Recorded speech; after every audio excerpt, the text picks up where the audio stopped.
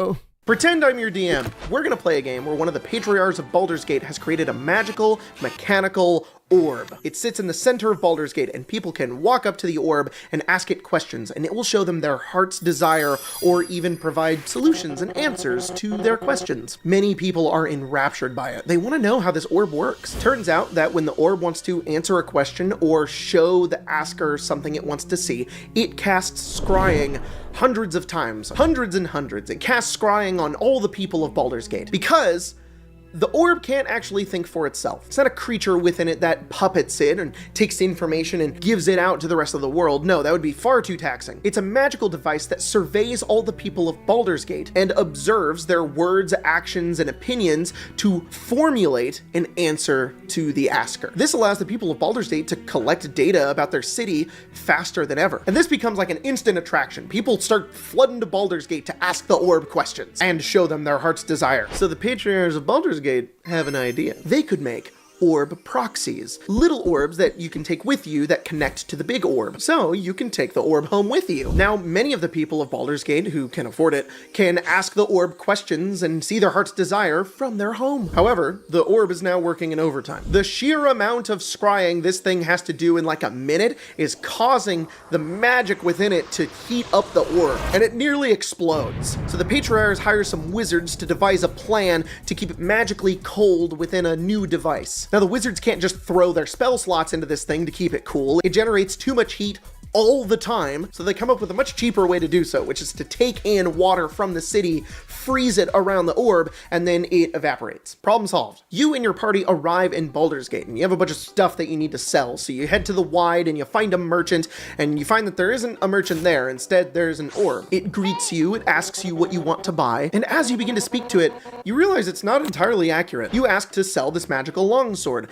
It gives you a price for the magical longsword. Then you ask for a price for a magical gem. It gives you a price for that. Then you go back to the magical sword and it gives you a different price. Then when you question it about that different price, it apologizes. It's like, you're entirely right. Sorry, you know, that is exactly what I said, but then continues to give you a different price. It continues to speak in circles. It repeats things you've already said, and it'll sometimes say the same thing over and over and over again, and even forget things it already said. So you and your party find this a little bit weird. You look around at other merchant stalls, find more orbs. People have developed new ways to deal with them and try to get exactly what they want. And when you delve into a dungeon to sneak into one of the Patriarch's offices to learn about how this orb exactly works, you find out that it surveys all the people of Baldur's Gate for answers. This is why some of its answers can be really inaccurate and downright weird, because it's also surveying you, meaning that its information isn't anything new, it's just a jumbled amalgamation of everything being said in the city. And now that everyone is using the orbs, it's now more often than not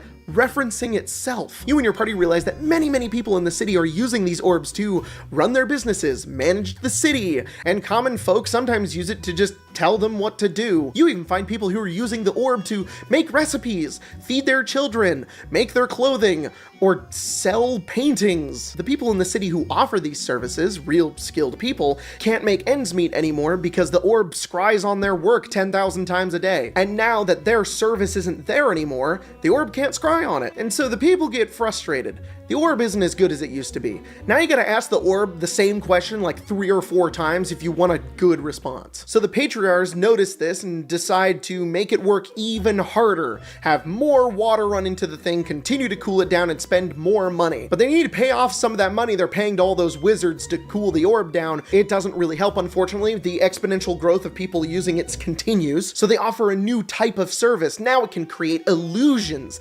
3D illusions. People start using that. It's an untapped market. It works for a small time. The Patriarchs are happy, the people are happy, but then it starts to destroy the illusionists and the magicians and some other wizards in the city that used to offer this service. Then it begins to build up again, and they need to find something new in order to satisfy all of their customers. Now the wizards can't even cut it anymore. The Patriarchs have to hire swaths of clerics to come into the city to cast Create Water on the orb every day. Now they're in even more debt, and some Patriarchs are paying each other to develop new things for the orb so that they'll just make more money from their own money, stealing it from all of their consumers, and they start charging more gold and more gold to use the orb, and the orb keeps getting warmer and warmer, and the people are more and more frustrated. If this was our D&D game, what would you do? What would your character do in